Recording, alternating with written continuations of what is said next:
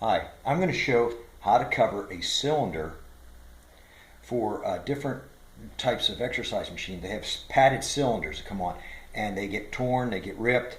In this case, this was a solid foam. Some of them have inserts that go in the end. Those are actually easier to do than this.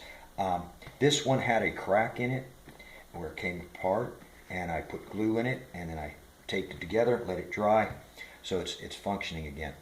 What I do is I take a piece of vinyl and I cut it to approximately the right size, and I'll take that vinyl and I will wrap it around the cylinder, and I'll then mark it with a pen right here or wherever so that I know where to sew it, so that when I take the two edges I can bring it together and I can see I have a half-inch reveal, and then I'll run that through the sewing machine. Here's one that I ran through a sewing machine. In this case I did 2 lines of stitching, and I'm going to reach through and then I will pull it out, and now we have a nice vinyl outside with a seam area. Okay. Here I've got the one that fits this. What I'm going to do is take the cylinder, I'm going to place it down inside the tube. That happens to fit just perfect. Some of them are too tight and you're going to be pulling and stretching and pulling and stretching, but that's all right too. At this point, what I've done is I've made it about 2 inches longer. But what I'll do is I'll trim the one end. I'd rather have it a little long in case I make a mistake somehow. I also make up these, because this is a totally foam block and it has no structure to it, I make these little end circles.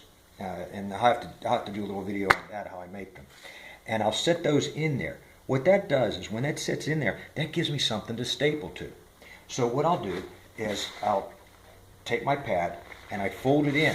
I fold it in till it's at the edge of the hole. And I always start with the seam. I staple that down, then I'll staple this edge, then I'll staple this edge, and then I'll staple that edge. Okay? So that's what we're going to do. First I get it right here. I line it up with the hole. Now I have an air gun stapler. You don't have to have that. A regular staple gun will do just fine.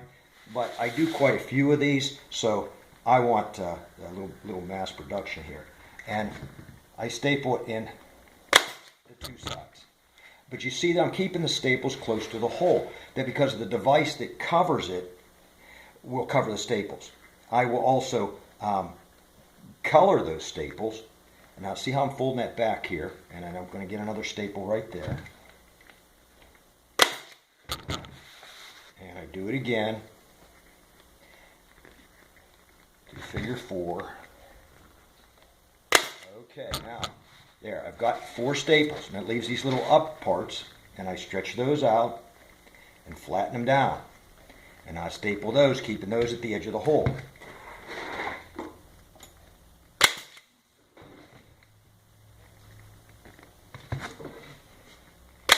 This side is a little loose right now, but you know, I'm going to push the cylinder down and it's going to tighten everything up.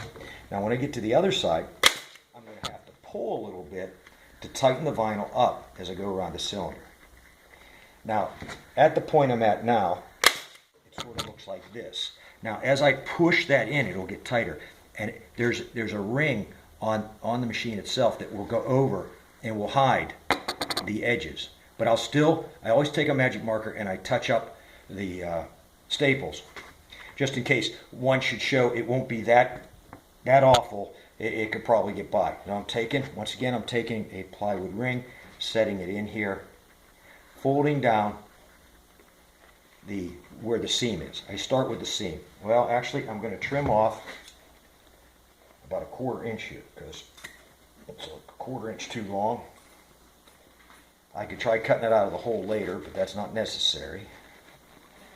I just come right around here and take my 1/4 inch off. Okay. Now I'm going to come to the edge of the circle. See, and that way I had to pull it just a little bit. Staple it right on the seam. About a 1/4 inch back from the hole. And of course, a lot of this stuff will change a little. I pull it back. Spread it out. I'm going to do it again. Stretch it. I'm stretching it tight. It's going over top of the hole a little more than I want.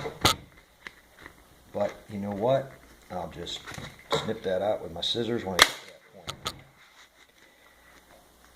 Yep, and see, I'm actually pulling on the fabric to stretch it.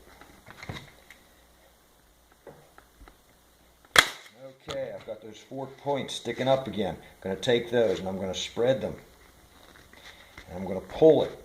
And it's invading the hole just a little bit. Staple.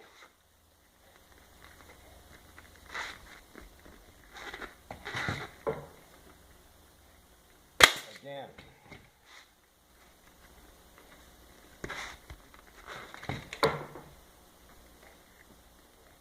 One more time. You probably didn't see that. I just put my finger in the hole to make sure it was in the right place. Because, you know, oh, what if I made a mistake? Well, now's the time to fix it. Okay. I'll then take, see, now it looks like a square hole here on the end. This hole looks just great. This one's a little square. I'll just take my shears, my scissors, and I'll just snip that around the edges to make it. And I don't mind if it brushes the metal bar that comes out. I mean, that's fine too. I mean, nice tight fit is better. You can use, in this case, you probably could use 1/2-inch staples if that's what you got. And when I get these on this, I get this on this machine, it's going to look so much better. And there's usually some kind of decorative plastic or a ring that will go over top of my upholstery here to cover up the work that I do. Like that. Little details. Take the black magic marker and color those in. Now, you can get black staples. I go through so many staples, I don't worry about it. I just color them like that. Now, this is ready. There's a, like I say, there's a ring on the machine that'll cover that. It's ready to slide on, Allen wrench, and now we've got a nice cylinder. Thank you.